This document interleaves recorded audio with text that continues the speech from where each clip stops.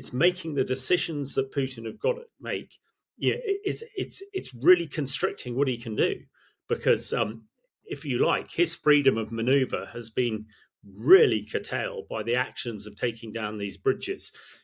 There are Russian troops, if you like, on the western side of these bridges who are going to quickly run out of ammunition and support, and there is no way that they can be supported at the moment, with Russian mobile reserves. But we already know that the Russians really don't have a mobile reserve. They're moving 5,000 troops to the Donbass, which is hundreds and hundreds of miles away, which is going to take a great deal of time. And no doubt Ukraine intelligence, being supported by the allies, will be tracking all that movement. So a really smart move, and it's tightening the noose, I think, around Putin, because his options are getting restricted by the day. Hello and welcome to Frontline for Times Radio. I'm James Hansen, and today we're talking about the latest on the war in Ukraine and the incursion into the Kursk region of Russia. And I'm delighted to be joined by Hamish De Bretton-Gordon, a former commander of the Royal Tank Regiment who served on operations during the First Gulf War, as well as in Cyprus, Bosnia, Kosovo, Iraq and Afghanistan, commanding main battle tanks for around 24 years. On top of that, Hamish also commanded NATO's Rapid Reaction Chemical, Biological and Radiological Nuclear Battalion, and as a Biosecurity Fellow at Magdalen College, Cambridge. He's always a great guest here on Frontline. Hamish, welcome back. Thank you very much for having me. I mean, here we are, almost 2 weeks into Ukraine's operation in the Kursk region. What is your assessment of what we've seen so far? I think, first of all, this has been a remarkable operation. The fact that most of military analysts like myself and journalists like yourself are really completely surprised by this Kursk counter-maneuver deep into Russia.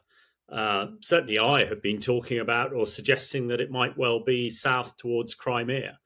And the fact that, thousands of soldiers, hundreds of vehicles, including a number of tanks, have been training for this very operation. When I commanded the 1st Royal Tank Regiment, it took me about a year to train the regiment. And it's that sort of size that we're talking about here to be able to conduct an operation like that. And in this visible battlefield, or transparent battlefield, as people are calling it, how the Ukrainians have managed to do that is extraordinary.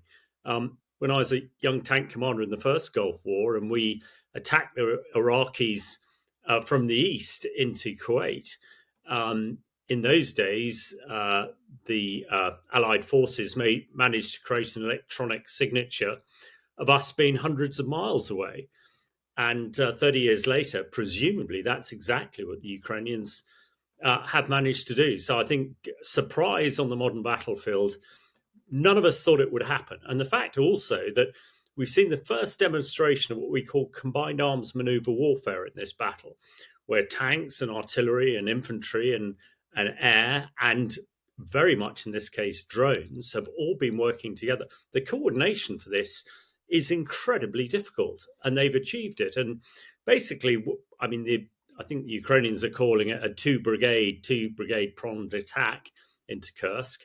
That is something that we did achieve in Iraq, both in 1990 and also in 2003, but with a lot of training and with a lot of military horsepower behind it. So, and the fact that the Ukrainians have got so far, it would appear a number of things. There were very lightly defended border in this area. I think the Russians, like everybody else, thought the Ukrainians would never attack there.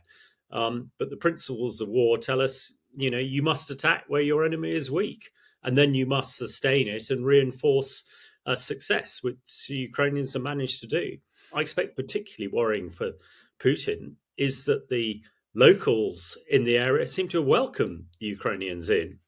And Putin now has a massive problem. He's got 200,000 refugees heading eastwards, asking Putin, who they thought was a great military strategist, what is going on? So a hugely significant, and as the Battle of Kursk in 1943 was a key, if not the key turning point of the Second World War, the Battle of Kursk in 2024 hopefully will do the same for the war in Ukraine, which the Russians started 2.5 years ago by their illegal invasion. Some really interesting points you raised there about the impact on Vladimir Putin and the Russian regime. We'll come back to that in a moment, Hamish. Interesting, you also mentioned Ukraine's use of maneuver warfare. Do you think that is one of the most significant takeaways of this incursion so far? The fact that Ukraine have been able to use maneuver warfare to their advantage, even though Russia has an advantage when it comes to manpower and it would appear materiel? Yes, I think absolutely, and I've quoted General Slim, Field Marshal Slim's campaign in Burma back in 1943 as being a similar operation, and Slim's great adage that you attack the enemy as quick as you can, as hard as you can, when he's not expecting it, and where it really hurts, is exactly what they've done. And the ability to maneuver, if you can maneuver quickly and effectively, a much smaller force can defeat a much larger force. What Slim did in back in Burma in 1943. Now we know that Russia vastly in numbers overmatches anything Ukraine's got. There's 600,000 Russian troops in Ukraine, but a lot of them are very poorly trained and really can only do static operations in trenches. The Russians have lost, upwards of 4,000 tanks and thousands of other armored vehicles, and have not been able to train their crews to effectively fight in any new ones they can produce. So they're very static. And it's one can think of many analogies, but if you can move around very quickly, but others can't, you can get behind them, which is exactly what Ukraine's done, and defeat them. So I think the strategic or combined arms maneuver warfare that a lot of people like me have been talking about and other people have been questioning, it gave the advantage in the First World War. It certainly gave the advantage in the Second World War.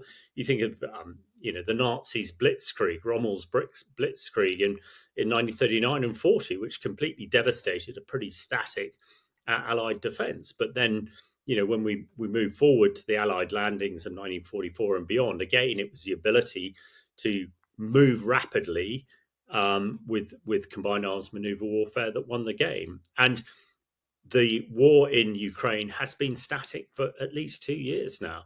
So those people who can maneuver and get behind your enemy and turn them will be successful. And although this is, a very small incursion, actually, the noise it's having in the Kremlin is massive, because, we are now, I think, 14 days into this incursion, and the Russians still haven't counterattacked.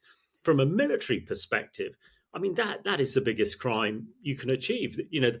Every doctrine handbook that we have, the Americans have, the French have, the Russians have, the number one thing says if you lose any ground, you counterattack immediately.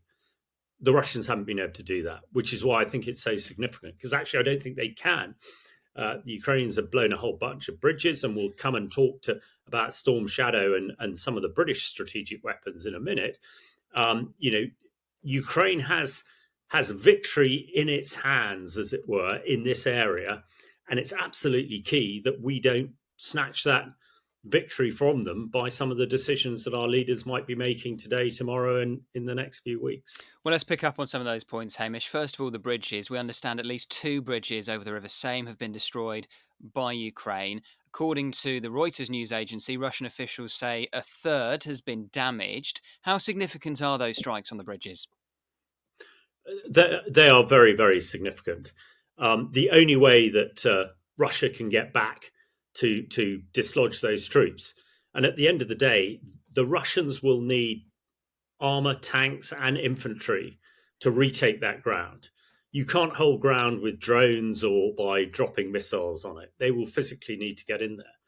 But your freedom of maneuver, the ability to be able to get around, is absolutely determined on the routes that you have. And with the Seine being a very major obstacle in this area, you've got to get across it. And I think the Ukrainians have been really smart by dropping these bridges, because it keeps the Russians further away from the area that the Ukrainians now hold. And they can't, they're talking about putting some pontoon bridges to get over it, but that'll be easy targets for the Ukrainians. So it's really forcing the issue. And it's really, It's making the decisions that Putin have got to make. It's really constricting what he can do, because if you like, his freedom of maneuver has been really curtailed by the actions of taking down these bridges. There are Russian troops, if you like, on the western side of these bridges who are going to quickly run out of ammunition and support, and there is no way that they can be supported at the moment, with Russian mobile reserves. But we already know that the Russians really don't have a mobile reserve. They're moving 5,000 troops to the Donbass, which is hundreds and hundreds of miles away, which is going to take a great deal of time. And no doubt Ukraine intelligence, being supported by the Allies, will be tracking all that movement. So a really smart move, and it's tightening the noose, I think, around Putin, because his options are getting restricted by the day. And Ukraine is doing some really smart things here, which ultimately, and I think Zelensky has been saying this, is to create a buffer and really to get Putin to the negotiation table on Ukraine's terms, and not having to go there with cap in hand, with Russia threatening more things. And I think the final thing I'd say on this, Western leaders have been so worried about escalation in the past. And, I wrote a detailed piece in the Telegraph on Friday about this, that, this is rubbish. Putin cannot escalate. He hasn't escalated for the last 2.5 years, but every day he said he's going to use his nuclear weapons. I mean, he can't. And Western leaders need to understand that and reinforce the success that Ukraine's had in Kursk, so that we can get to that negotiation table and get back to peace in Europe as quickly as possible. Well, that ties in with the point you were raising a moment ago, Hamish, about the Storm Shadow missiles. Now, according to UK government sources, they actually put a request into Washington about a month ago for Ukraine to be able to use Storm Shadow missiles in Russia, and they haven't heard back. But you do have to wonder, given what you've just outlined, which seems to be one of the key takeaways from this incursion, that it hasn't prompted some outlandish response from Putin or the use of tactical nuclear weapons. It seems like that myth has been debunked once and for all, that fear of escalation, whether Washington will budge on the use of long-range weapons inside Russia. Well, I think there are a number of things here, James. First of all, the Americans are saying you don't need our permission.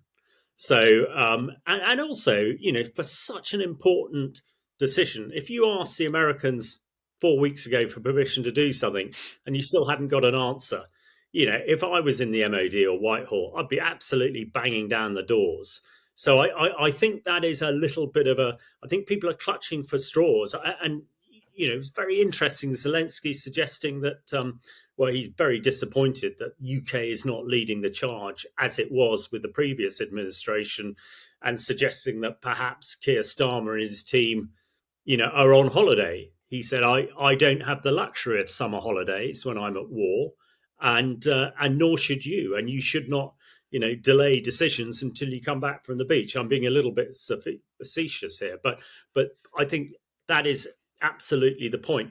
And I don't really see why we need the US permission to fire a British missile. Yeah. There might be something in the firing chain. There might be some intelligence that we require from the Americans.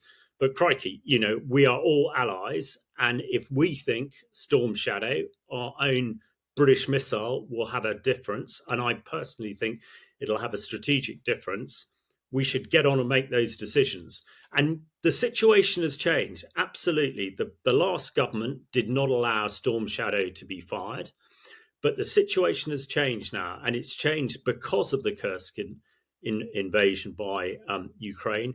It's changed because we now know that escalation is not possible. And the really true, brilliant leaders will grab that opportunity. And I hope Keir Starmer, one accepts they're a new into post and perhaps a bit naive and don't understand some of these strategic issues. But hopefully they will be listening to advice and getting on and do it. Because if Ukraine can start firing Storm Shadow into Kursk, they're going to keep the Russians at a greater arm's length. And let's face it, the aircraft and the missiles that have been launched that are attacking hospitals and schools in Ukraine and places like Kyiv and elsewhere are fired from beyond the range that Ukraine can stop them at the moment in Russia. So the Russians can do whatever they like in Ukraine, but the fact that Ukraine's not allowed to reach out into Russia, to me, is illogical. And this is sort of playground type stuff. So I hope that Keir Starmer and his team are looking at this and going, yeah, no, for the greater good, to get a resolution to this dreadful conflict as soon as possible. Yeah, Zelensky, you fire your storm shadow where you want. Let's talk a little bit more about the Russian response. What do you think explains the slowness of it, and when might we see a concerted counterattack? Well, I think the basic explanation is the Russian army is completely stretched. Although they've got 600,000 troops or so in Ukraine along a very long border, they are stretched. Their elite, their professional army was destroyed in the first year of this war. So ostensibly now they have recruits who are poorly trained, poorly motivated, and badly equipped. So the ability to do something like the Ukrainians have done in Kursk is way beyond the Russian rank and file on the front line. I mean, we know that some of the elite forces are kept back in Russia. I mean, we know that Putin has redeployed a lot of air defense assets to protect his palaces and his homes in Sochi and all the rest of it. Now, that's what happens in a dictatorship like Russia. So I think the ability for the Russians to do anything, you know, if they were a really swept up, efficient modern army, they would have had a mobile reserve that would have attacked already. I think that their strategic weapons, their nuclear weapons, are unusable. So there is very little they can do. And if moving 5,000 troops on trains and roads several hundred miles, in the current environment where basically they will be seen by allied, if not Ukraine intelligence, they can be easily interdicted. So I think people shouldn't be surprised that Russians can't act. I think the other thing is that the chain of command, as we call it, is how military operations are commanded. In the British and American military, we rely on our commanders at the lowest level to make decisions. And if they think they should go left flanking, then that's up to them. Now, that doesn't happen in the Russian military. People are so worried about making mistakes because a mistake in the Russian military generally ends in your demise, that decisions are left to the highest level. So ultimately, we now have Putin making minor tactical decisions, for operations in Kursk.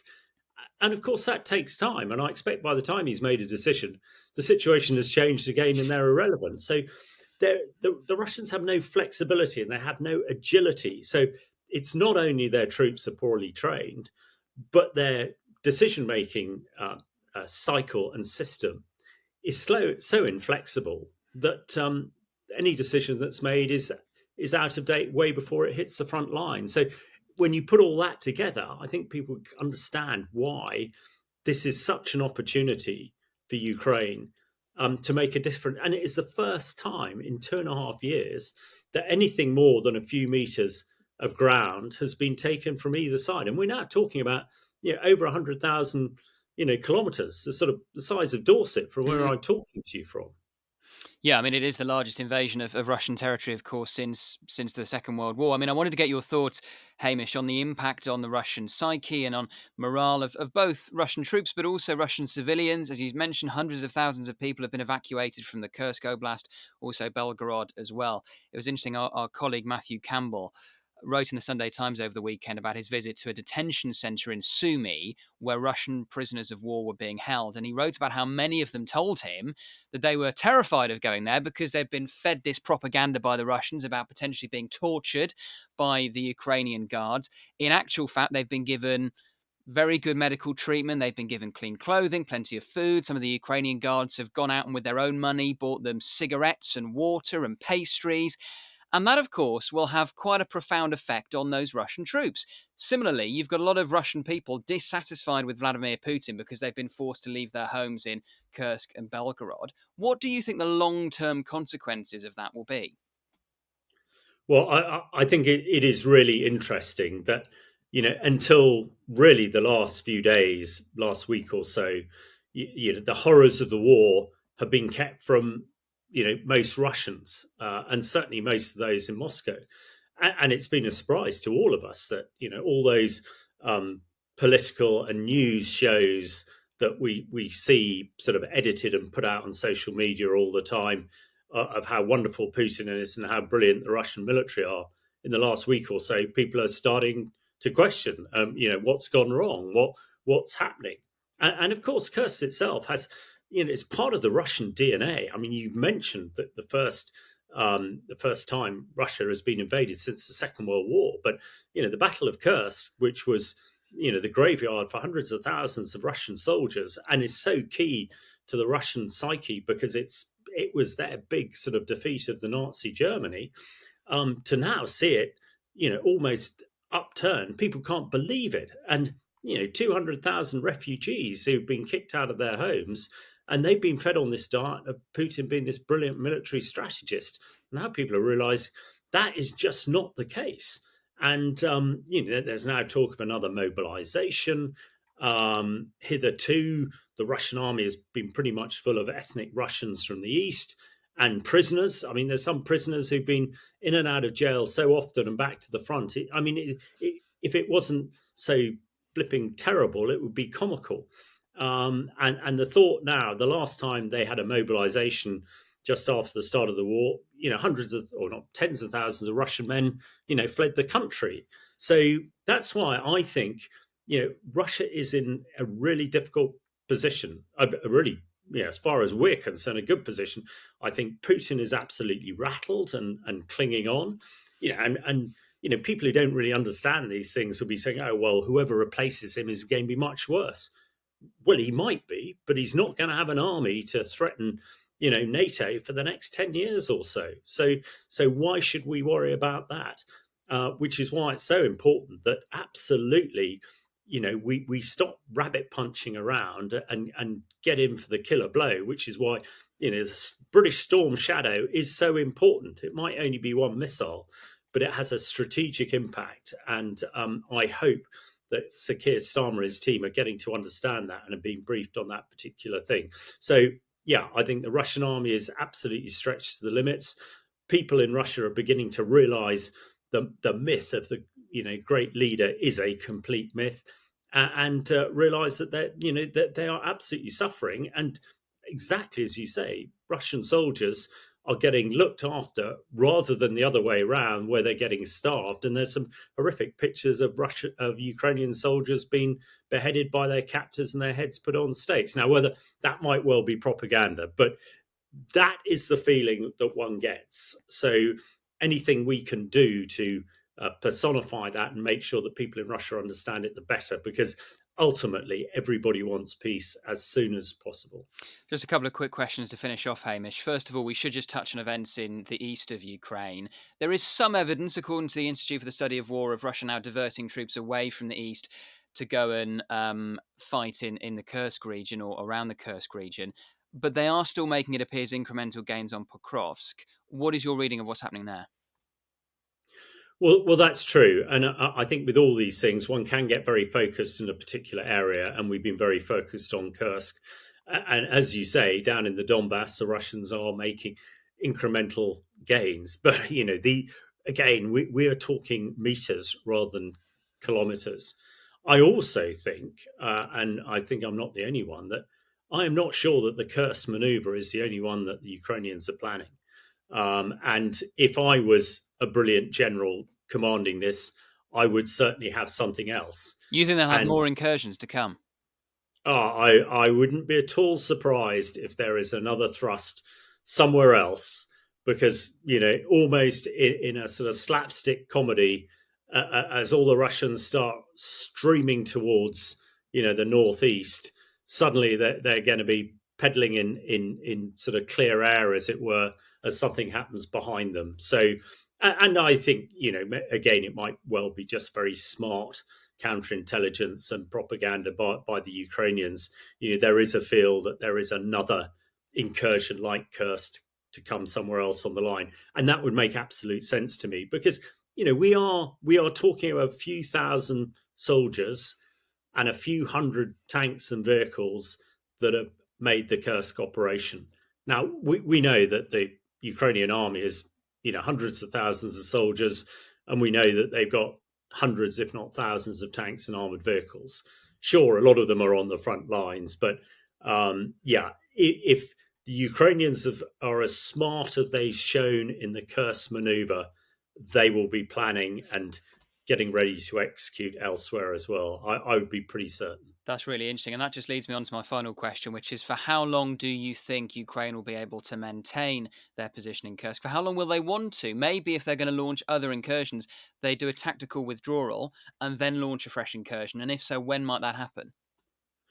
Well, that is the multi-billion-dollar question.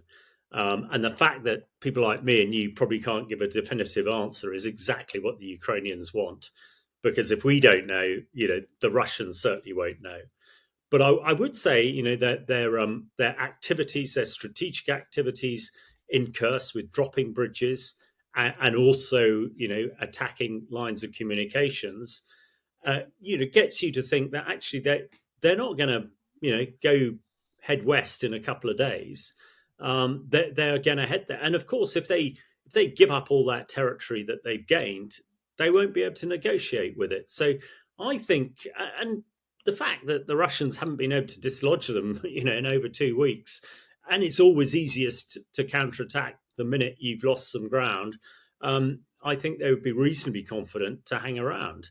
And if Britain allows them to use Storm Shadow, and the French similar, and the American extend the use of some of the longer range ATACMS missiles, again, it really puts it in back, keeps the advantage to Ukraine. Because I don't think the Russians can do very much. They can't combined arms maneuver. Of course, they've got long range weaponry, but they're using that. They're covered. They are showing everything in the window. They are showing and using. And I don't think there's an awful lot there. And absolutely, it might well be that while we're chatting and all looking at Kursk, something else is about to happen. So, I mean, it's sometimes difficult to really work out the wheat from the chaff from all the stuff that's happening on social media. And I think a lot of the stuff about Storm Shadow and Britain not being able to use it because the Americans have said no, I wouldn't be at all surprised if a lot of that stuff is actually coming out of Kremlin propagandists and disinformation, because I don't think the Americans can stop us using it, but virtually every other tweet you see saying the Americans are saying that, and they're saying not.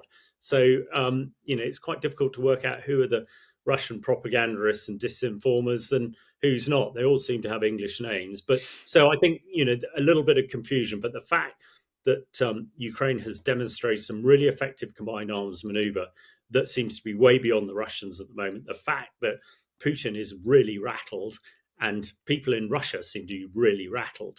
I think it's a great opportunity. And, I really implore our government and leaders to be bold and push home this advantage. And let's not, grab defeat from the jaws of victory in this particular circumstance. Hamish De Bretton-Gordon, it's always a pleasure. Thank you so much for your time today on Frontline. Pleasure. Thanks for having me. Thank you for watching Frontline for Times Radio. For more on global security and the war in Ukraine, you can listen to Times Radio, take out a digital subscription to the Times, and click subscribe on our YouTube channel.